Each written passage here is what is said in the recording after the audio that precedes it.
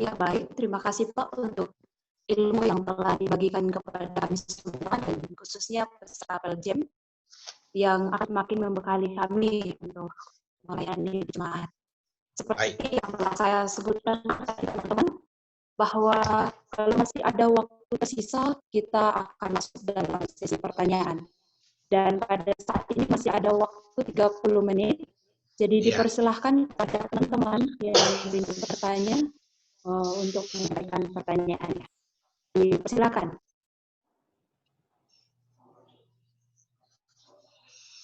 Ya, yang pertama saya mau bertanya ini Pak tentang Silakan. bagaimana cara pastoral yang lebih tinggi dari pekerjaan kita Pak. Misalnya seperti pendeta dan majelis. Oke.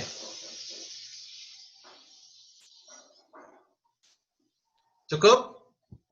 Iya Pak. Oke, thank you. Baik, pertanyaannya. Saya lanjut aja ya, supaya kita lebih interaktif. Nah, saudara, perlu kita pahami ya, bahwa kita itu yang dipercayakan oleh Tuhan untuk pelayanan ini.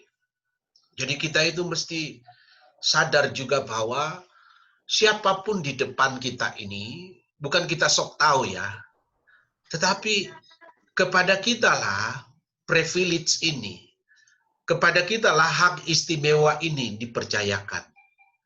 Dan inilah yang harus membangun konfidensi. Inilah yang harus membangun rasa percaya diri kita. Tetapi bukan arogansi, bukan kesombongan, tapi merasa bahwa diri kita ini istimewa. Sebab dengan demikian kita akan menjadi siap, menjadi saluran kasihnya, saluran berkatnya. Iya kan? Nah, kitalah memulai percakapan ya. Ingat, semua orang ingin dihormati. Jadi sikap respectable kita ini penting. Sikap yang kita bangun dengan para pendeta, para majelis ini kan dengan bahasa tubuh kita, dengan pilihan kata-katanya kita. Makanya saya sampaikan tadi, semuanya harus disiapkan. Sehingga kita itu merasa apa ya, dan orang lain juga merasa, wah kita nyambung nih. Ya toh? Dan nyambung percakapannya kita, nyambung ininya, orang merasa bahwa, waduh, saya sedang berhadapan dengan satu pribadi yang memikat. Nah, gitu ya. Oke? Saya kira gitu ya. Jangan minder, jangan minder. Nah, kadang-kadang perasaan minder kita itu yang mempengaruhi kita. Wah, saya sedang berhadapan dengan pejabat, saya berhadapan dengan orang tua, tapi kita harus tahu semuanya. Oke? Thank you ya. Baik pertanyaannya. Ada yang lain?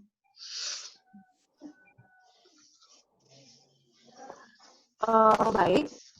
Tadi sudah yang tertulis di kolom komentar yang mau bertanya. Setelah Yosef ada Orlin Devisa, baru Rima Amelina, kemudian Risper dan Hengki. Jadi dipersilakan satu persatu.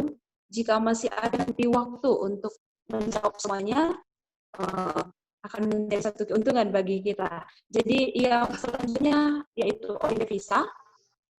Kalau masih ada waktu, dilanjutkan oleh Rima, baru Risper, kemudian Hengki. Silakan.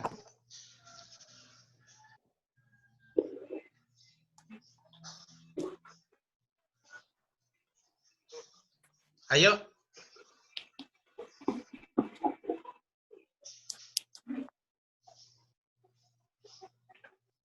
Ya, silakan teman-teman. Orlin Devisa, bagaimana?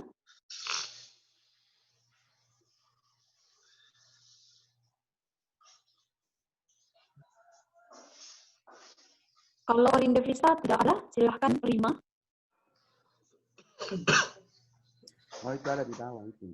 Ya, selamat pagi. Terima kasih atas materi yang disampaikan oleh Bapak. Ya, saya Rima Angelina ingin bertanya tentang kan ini sebuah pelayanan jemaat. Pelayanan jemaat, otomatis kita kembali ke jemaat kita sendiri untuk melayani jemaat kita. Nah, pertanyaan saya di sini, kebanyakan orang, karena orang ini telah mengenal kita, luar dalamnya kita. Jadi, jika kita melayani nanti, ada kayak rasa-rasa canggung. Terus, bahkan ada yang mengatakan bahwa, oh, nayari teh, rima Injelina Jini na yang melayani. Jadi kayak ada hubungan antara dengan orang itu kayak canggung begitu, Pak. Terus pertanyaan saya, hal yang paling berat bagi saya konseling terhadap keluarga sendiri. Mungkin ada teknis dan mekanisme dari Bapak. Itu pertanyaan saya, Pak. Terima kasih. Baik sekali. Senang sekali saya pertanyaannya Rima. Bagus ya. Nah, gimana kalau kita menghadapi orang yang sudah familiar dengan kita? Ya kan? Termasuk keluarga kita, termasuk orang-orang di jemaat kita. Nah, saudara-saudara, penting sekali bagi kita ini, jadi framework kita ini, cara berpikir kita ini mesti kita ubah. Cara pandang kita kepada orang lain. Nah, kadang-kadang kita itu sudah terbawa-bawa dengan frame kita, kerangka berpikir kita. Wah, saya akan dibegini, saya begini, saya begini, belum apa-apa. Kita langsung curiga sama orang. Nanti saya dipandang enteng, saya dianggap ini karena ini, orang ini tahu luar dalam saya. Nah, karena itu, kita harus merubah cara pandang kita. Anda mendapat istimewa, mendapat hak istimewa dalam pelayanan ini. Jadi perlihatkan keistimewaan itu.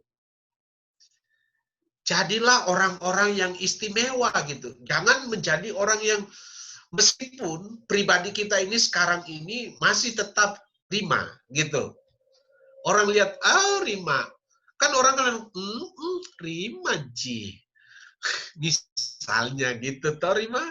Tapi kamu perlihatkan keistimewaanmu, caramu memilih kata-kata, caramu menyapa, caramu berkomunikasi dengan sesuatu yang beda. Orang mulai klik. Rima yang dulu beda dengan Rima yang sekarang. Saya sedang berhadapan dengan satu pribadi yang sungguh mempersiapkan dirinya. Gitu, Rima. Karena kita nggak bisa langsung memutar. Halo, nilai saya bagus, Leh. Nggak bisa. Nah, karena orang punya cara mempersepsi kita. Oke? Nah, gimana kalau konseling keluarga sendiri? Nah, saya paham. Saya saja sebagai konselor ini kesulitan. Kalau klien itu keluarga sendiri. Nah, mungkin jauh lebih baik memiliki apa yang disebut referral. Referral itu kita refer, kita serahkan kepada orang lain. Tetapi kalau toh kita harus turun tangan, ya cobalah bangun building trust tadi, rasa percaya, dan juga bagaimana kita berempati kepada dia. Ya, empati itu sangat penting. Dan perlihatkan bahwa Anda Tuhan mau pakai. Gitu ya. Memang saya harus akui kita kesulitan kalau keluarga sendiri. Ya, saya pun mengalami hal seperti itu. Oke, thank you Rima. Siapa lagi?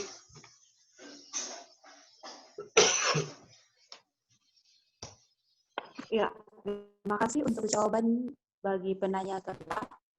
Untuk penanya kedua, selanjutnya penanya ketiga dipersilakan kepada Risber. Sudah selesai yang pertama. Silakan. Risber sudah. Mohon maaf untuk kekeliruannya. Penanya ketiga, Yapet Sapan.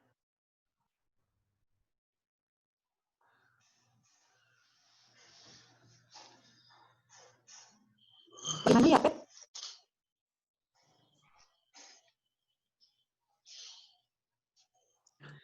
Kalau yang tidak bersedia, silakan pada saudara Hengki. Ada Orin tadi di ini, Hermin. Hermin. Iya, Pak. Ada pertanyaannya Orin tadi di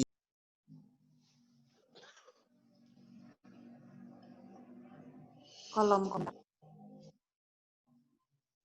Oh ya, kami berusaha menyusun dari atas sesuai dengan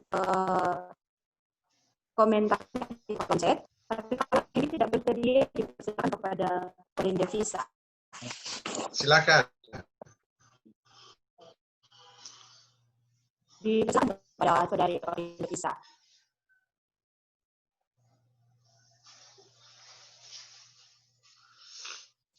Oh, ternyata sudah ada. Mana? Coba baca Orin Devisa.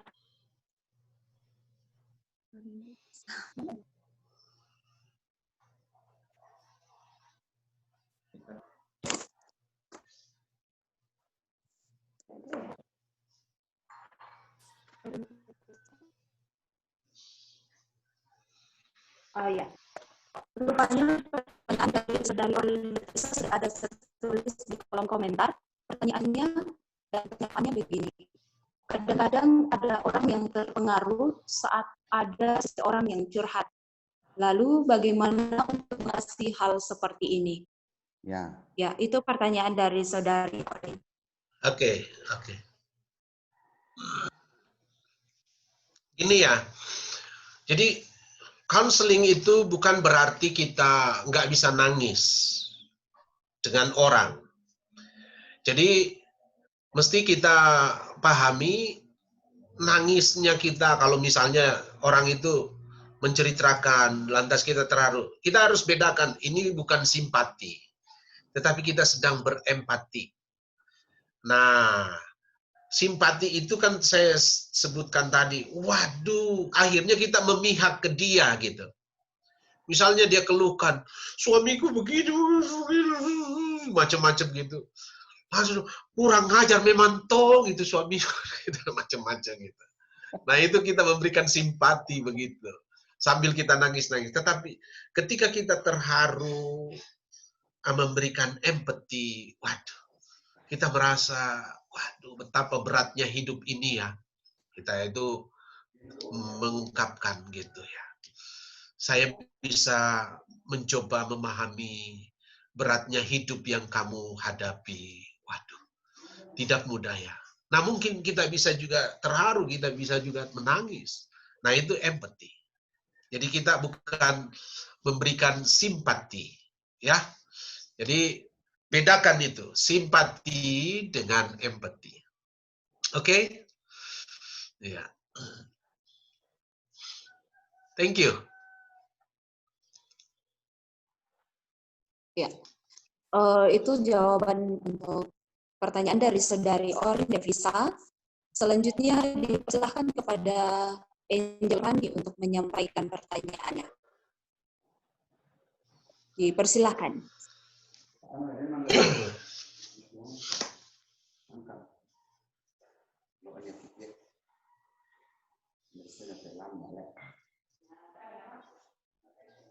Gitu.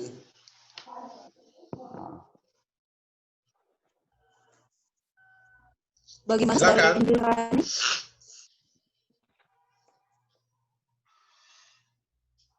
Shalom. Shalom. Terima kasih Pak atas materi yang Bapak berikan kepada kami. Yang saya mau tanyakan adalah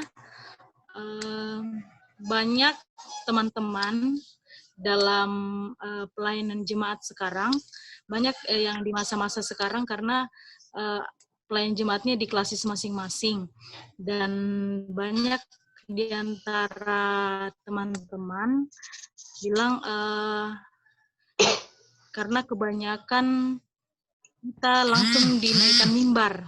Padahal kalau pada dasarnya kalau belum belajar homiletika belum bisa naik mimbar. Tapi kenyataannya yang sekarang senior-senior, apalagi yang di pedalaman yang tidak ada pendetanya, sudah bisa naik mimbar.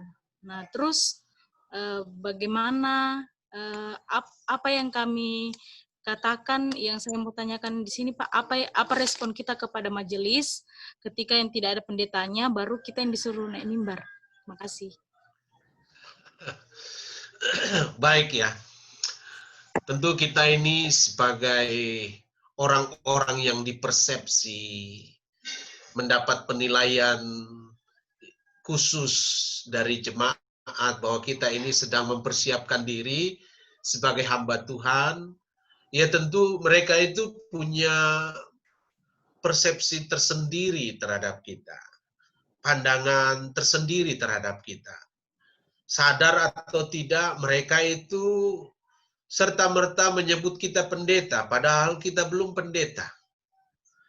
Nah, karena itu, bagi kita yang hendak melayani di desa yang tidak ada pendetanya, ya mau tidak mau kita harus siap. Meskipun kita belum pelajari homiletik, meskipun kita belum pelajari hermeneutik, dan lain-lain, yang bisa menjadi bekal kita. Makanya kita itu sebagai hamba Tuhan harus proaktif. Jangan pikir nanti, wah nanti saya sudah pelajari gitu. Soalnya orang di kampung lain. Beda kalau orang di kota gitu. Orang di kota masih syukur-syukur kalau kita disuruh naik mimbar. Melayani. Kadang-kadang sampai selesai pelayanan jemaat tidak dikasih-kasih kesempatan. Karena mereka melihat itu kita ini, waduh belum tahu apa-apa. Nah karena itu saya sih memberikan anjuran buat saudara-saudara yang akan melayani di desa yang tidak ada pendeta, yang notabene orang sudah mempersepsi kita dengan orang yang sudah mampu ini, padahal kita sendiri sadar. Belum. Nah, karena itu, ayo persiapkan diri ya. Ya, kita bukan asal-asalan, tapi kita jadikan ini sebagai kesempatan. Jangan perlakukan juga asal melayani, enggak. Saya berharap saudara-saudara sungguh serius kalau diberikan hak istimewa seperti itu. Meskipun bekal kita masih minim ya, masih sangat minim. Saya tahu, saya pahami itu. Saya pun pernah mengalami seperti itu. Tapi dengan apa yang ada, saya bergumul dengan Tuhan dan Tuhan bantu. Saya tahu ada yang salah-salah. Masa-masa itu. Kalau saya ingat, waduh lucu juga. Saya ngajar salah-salah gitu ya. Kan namanya saja pemula. Pemula kalau salah biasa toh. Iya. Yang tidak biasa itu yang nggak boleh salah kalau sudah ahli. Kalau pemula salah, it's okay lah. Namanya saja kita harus teachable. Harus menjadi pembelajar. Oke, thank you ya. Siapkan diri baik-baik ya, meskipun belum belajar homiletik bagi yang di desa. Terima kasih, Pak. Thank you. Sama-sama.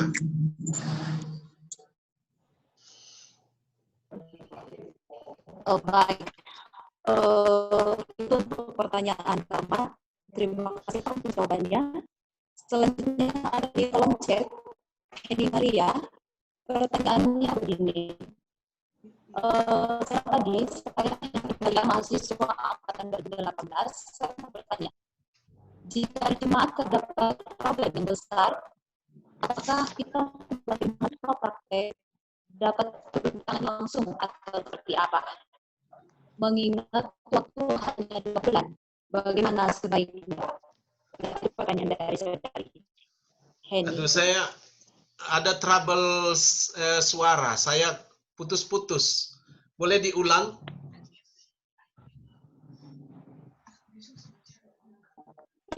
Oh, baik, saya ulangi kembali ya. pertanyaan Okay. itu dari Heni Maria. Saya Henny Maria, mahasiswa angkatan 2018. Saya mau bertanya, jika di jemaat terdapat problem yang besar, apakah kita sebagai mahasiswa praktek dapat turun tangan langsung atau seperti apa? Oke, good. Waktu hanya 2 bulan, bagaimana sebaiknya? Ya, Baik. itu pertanyaannya. Jadi misalnya di jemaat itu kan ingat status kita ini sebagai mahasiswa yang melakukan pelayanan jemaat. Jadi kita mesti ngerti status kita. Jadi kita bukan penyelesai masalah. Ada problem dalam jemaat, ya kita mesti tahu semua kepada siapa yang kita harus sampaikan masalah ini. Jadi sehingga posisi kita itu kita membantu juga orang. Oh, posisi kita itu seperti ini. Dan alangkah baiknya jikalau kita itu mempercakapkan dengan orang-orang yang ini di dalam jemaat. Oke. Nah, kalau problem besar itu memang membutuhkan bantuan, membutuhkan orang lain, ya kita harus terbuka kepada siapapun. Sebab kalau kepada kita disampaikan, ya itu. Ini penting sebab banyak sekali kan orang baru itu kalau datang di satu jemaat tempat curhat. Ya, ditempati curhat. Karena kita orang baru. Apalagi kita cuma 2 bulan gitu. Waduh, banyak sekali. Nah, kadang-kadang kita tergoda menjadi orang penting. Bahkan kalau ada sindrom dalam diri kita, sindrom juru selamat, wah kita mau jadi juru selamat selama 2 bulan.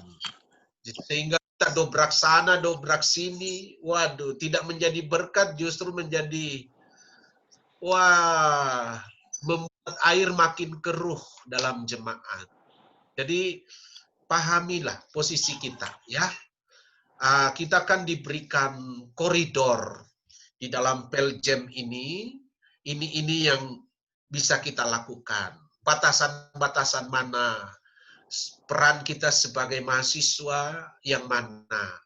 Jadi kita bukan pemimpin di dalam jemaat. Kita orang yang sedang datang. Diberikan kesempatan melayani dan diberikan kesempatan untuk mengeksplor banyak hal yang bisa kita lihat dalam realita pertumbuhan jemaat. Sehingga kita harus tahu langkah-langkah di dalam membangun komunikasi, dalam menyelesaikan masalah dalam jemaat. Oke? Itu saja. Hati-hati saja dengan sindrom kita ini. Ada sindrom juru selamat. Oke, thank you. Ya, Pak. Terima kasih, Pak. Sama-sama. Ya, baik.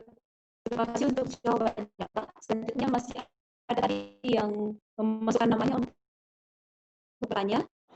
Ini Hengki Setiawan dan Kia Peksakan. Kita masih di waktu sekitar 7 menit.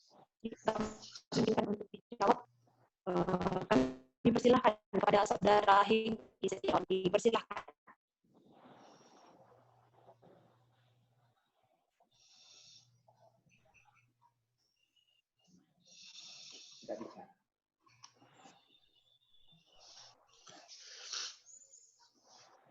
Ya, kalau saudara Hengki Setiawan tidak bersedia, dipersilakan kepada saudara Kia Peksakan.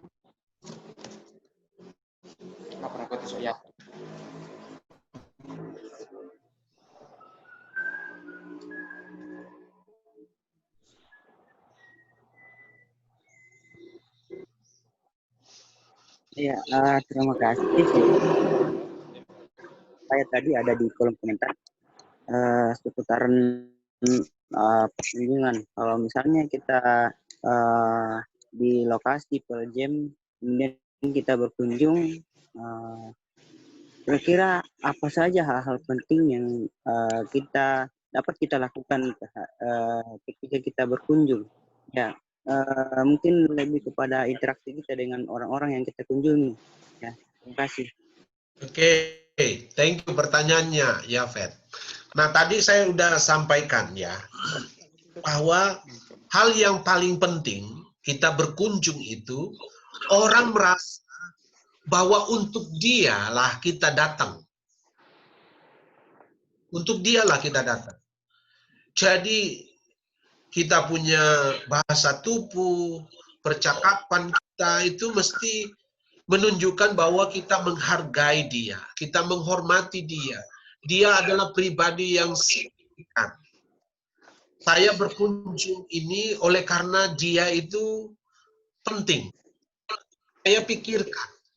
Jadi kita itu harus tahu seperti itu. Sehingga kita itu memperlakukan perkunjungan kita itu menjadi suatu pelayanan yang istimewa. Ingat, kita selalu bawa HP dalam berkunjung, jangan sekali-sekali tergoda dengan HP-nya. Jangan sekali-sekali. Karena kadang-kadang kita lagi ngobrol, tiba-tiba bunyi HP-nya kita enak aja terima HP. Terima telepon gitu. Nah, orang merasa tidak dihormati, orang merasa bukan untuk dia kita datangi. Kan gitu. Jadi, hati-hati dalam perkunjungan kita. Apalagi di masa pandemi ini. Orang itu, ingat, kita ini selama isolasi di masa pandemi ini, kita mengembangkan apa yang disebut insecure. Orang menjadi tidak secure. Orang menjadi tidak nyaman. Rasa tidak amannya kita kan ini terganggu sekali. Kita jadi was-was, kita jadi curiga, kita jadi mudah tersinggung, kita mudah sensitif, kita mudah terluka, kita mudah ini. Apalagi kalau kita tidak memikirkan orang itu bahwa dia itu penting, untuk dia kita datangi. Jadi problem sekali. Nah, karena itu saudara-saudara ingat, pandemi ini juga jangan dianggap biasa ya. Ini sangat berbahaya. Jadi betapa pentingnya kesehatan diri kita sebelum kita berkunjung. Jangan anggap ini corona ini hal yang bisa begitu saja kita atasi. Ingat, kita rapuh. Kita cenderung ceroboh, kita cenderung abah.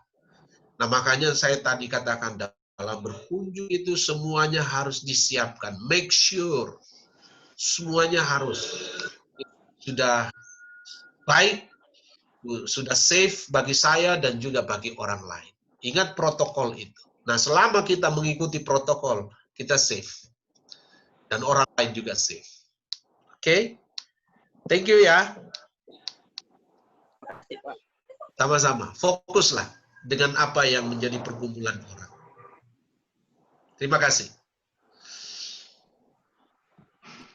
Baik, terima kasih jawabannya bagi penanya. Terima kasih. Ternyata saya perhatikan tadi, mohon maaf, ada di kolom komentar pertanyaan dari saudara Hengki. Kalau masih bisa memungkinkan Bapak menjawab dalam waktu 2 menit. Hengki, Saya bacakan. silakan. Saya coba lihat juga. Oh iya. Oke, apa pertanyaannya? Silakan baca, Mi. Apa pertanyaannya, Hengki? Pertanyaan dari saudara Hengki, mohon maaf. Bagaimana cara yang tepat untuk menghadapi orang yang resisten, khususnya kepada orang yang selalu ingin menguji? Ya, itu pertanyaan. Menguji, oke. Oke, thank you. Nah, saya udah bisa baca. Saudara-saudara, tidak semuanya orang itu menghormati kita. Dan kita harus realistis. Dan ada orang itu mau uji-uji kita juga. Nah, kalau kita itu juga tahu bahwa ini orang yang suka menguji kita, ya sampaikan bahwa kita itu sudah mempersiapkan diri jauh-jauh sebelum pelayanan ini kepada orang-orang seperti itu. Saya sudah sampaikan bahwa saya sudah sekian tahun belajar dan juga saya sudah dibekali dengan hal-hal seperti ini. Nah, cuma lihat, kalau dia ladeni kita berdebat, ingin meladeni kita berdebat, waduh, hati-hati. Jadi, jauh lebih baik bahwa sampaikan bahwa, waduh, sepertinya saya sedang ketemu dengan seorang yang ingin selalu berdebat dengan saya ya. Nah, gitu ya. Sampaikan aja supaya dia klik juga bahwa dia itu orang yang suka mau berdebat, suka mau menguji orang, suka memandang enteng orang. Tetapi pilihlah kata-kata yang membangunkan kesadaran dia gitu. Ya, oke? Bagi orang-orang yang mau menguji kita. Thank you. Terima kasih. Ya, baik. Terima kasih banyak Pak untuk setiap jawaban yang diberikan kepada teman-teman penanya. Masih ada beberapa yang bertanya, tapi kita dibatasi waktu. Waktunya sudah masuk 10. Jadi mungkin nanti kalau masih sangat ingin bertanya, ya, kalau bisa untuk Bapak bantu atau tanyakan kepada teman-teman. Ya. Terima kasih banyak untuk pemaparan materi, kami sangat terbantu, sangat tertolong dengan materi yang diberikan. Dan juga mengenai pertanyaan itu juga sangat menolong bagi kami untuk bisa terjun ke lapangan, khususnya dalam pelayanan jemaat dan juga SPPD.